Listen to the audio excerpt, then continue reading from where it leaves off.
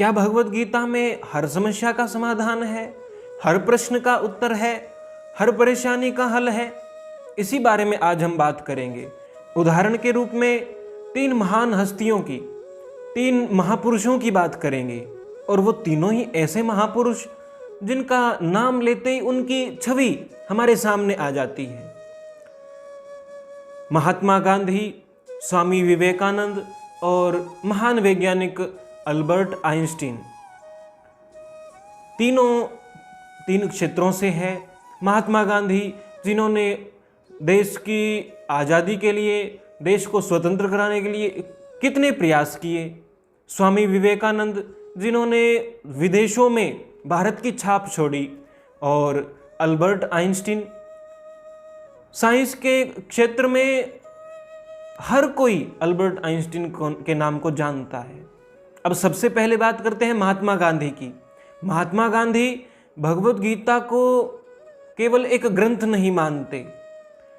वे कहते हैं भगवत गीता मेरे लिए कोई बाइबल या कोई कुरान के रूप में नहीं, भगवत गीता इनसे भी बढ़कर है। भगवत गीता मेरी माँ है। और वे भगवत गीता को गीता माता कहा करते थे। और वे हमेशा कहते थे कि जब भी मुझे कोई रास्ता दिखाई ना दे तो मैं भगवत गीता पढ़ लेता हूँ और मुझे रास्ता मिल जाता है। जब भी मैं कोई समस्या में फंस जाऊँ, जब भी मुझे कोई परेशानी हो, जब भी कोई दुविधा हो, मैं भगवत गीता को पढ़ता हूँ। वे कहते हैं कि मेरा जीवन त्रासदियों से भरा हुआ है, लेकिन उन त्रासदियों का, उन दुर्घटनाओं का मेरे ऊपर कोई प्रभाव नहीं पड़ता। कारण केवल भगवत गीता। ये सब बातें महात्मा गांधी भगवत गीता के बारे में कहते हैं, कोई तो कारण होगा।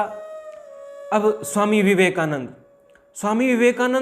जो भगवत गीता के उपदेश को विदेशों तक पहुंचाते हैं। स्वामी विवेकानंद भगवत गीता के बारे में कहते हैं कि भगवान श्री कृष्ण ने भगवत गीता में कर्म योग का वो रहस्य बताया है जिस पे चलकर हमें कर्म के फल की इच्छा के बिना कर्म को कर्तव्य समझकर करना है, निष्ठा के साथ। अल्बर्ट आइंस्टीन जो महान वैज्ञानिक है, और विज्ञान का धर्म के साथ तो कोई जोड़ ही नहीं, मेल ही नहीं। फिर अल्बर्ट आइंस्टीन भी भगवत गीता को पढ़ते थे। भगवत गीता को पढ़ने से पहले वे कहते थे कि विज्ञान धर्म से भी ऊपर है।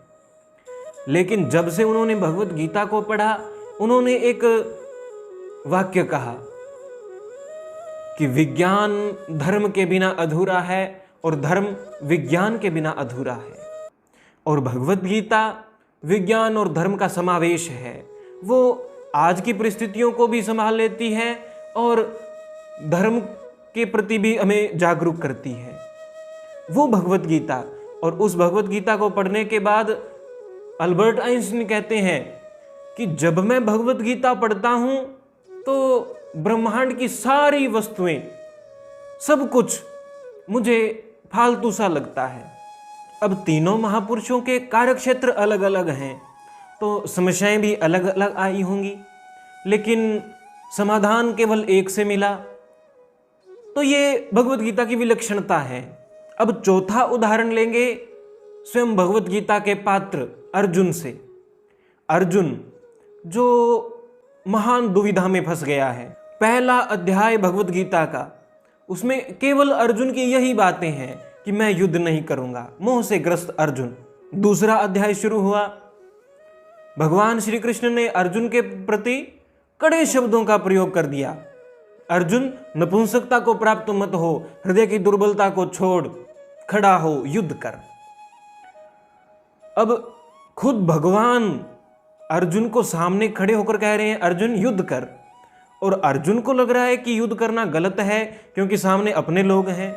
और अर्जुन फिर से भगवान श्री कृष्ण को कह देता है, कथम भीष्ममहं संख्ये द्रोणं च मधुसूदन इषुभिः प्रतियोत्स्यामि पूजार्हा वरिसूदन गुरून् हत्वा हि महानुभावान् श्रेयो भोक्तुं भैक्षमपीह लोके हत्वार्थ कामांस्तु गुरुनिहेव भुंजीय भोगान रुधिर प्रदिग्धान।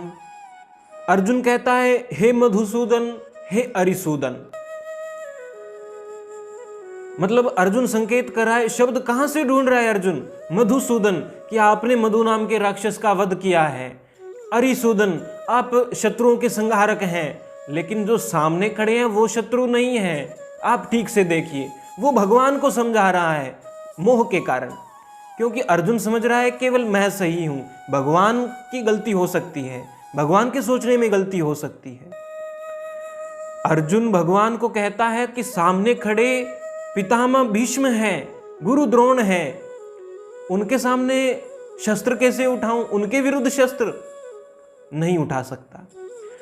अब वो कहता है कि इनसे युद्ध करने के स्थान पर मैं भिक्षा मांगकर भिक्षा का अन्न खा लूंगा, लेकिन इनसे युद्ध नहीं करूंगा।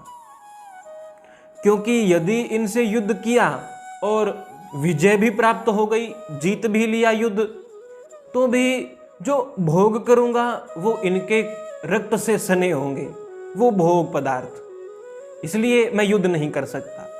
अर्जुन ये तो देख रहा है कि सामने खड़े उसके पितामह हैं, उसके गुरुदेव हैं, लेकिन वो ये नहीं देख रहा कि वो सामने जहां खड़े हैं वो खड़े कहां पर हैं। वो धर्म की ओर है या अधर्म की ओर? और भगवान कृष्ण का तो अवतार ही धर्म की रक्षा के लिए हुआ है, और वो कृष्ण से कह रहा है कि ये तो अपने लोग हैं, इनसे युद्ध करना ठीक नहीं है। अब अर्जुन ने कृष्ण के सामने ये तर्क रख दिया। अब अर्जुन चुप हो गया और भगवान कृष्ण की ओर देख रहा है कि भगवान की प्रतिक्रिया क्या है। और जब वो देखता है तो भगवान कुछ बोले नहीं, केवल मौन और अर्जुन की तरफ देख रहे हैं।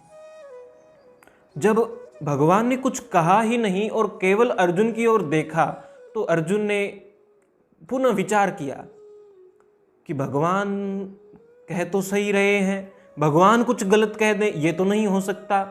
इसलिए अब वो उस दुविधा में पड़ गया है। उससे पहले तो उसने केवल निर्णय कर दिया था कि मैं युद्ध करूंगा ही नहीं, ये गलत है।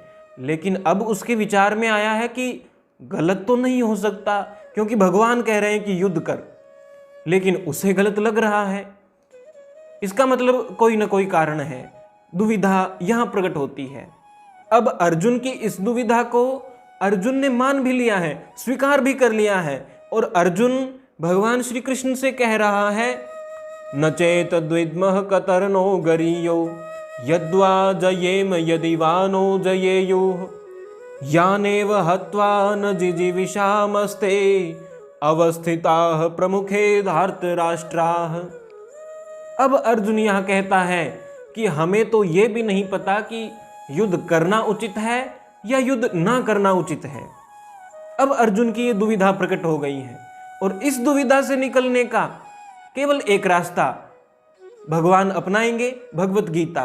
वो भगवत गीता का उपदेश अर्जुन की इस दुविधा का निवारण कर देगा। इससे बड़ी दुविधा और क्या होगी? भगवान कह रहे हैं युद्ध कर, और सामने अपने लोग खड़े हैं, युद्ध करूं या ना करूं? इससे बड़ी दुविधा और कुछ नहीं हो सकती। और उस दुविधा से भी बाहर निकलने का मार्ग भगवत गीता से मिला।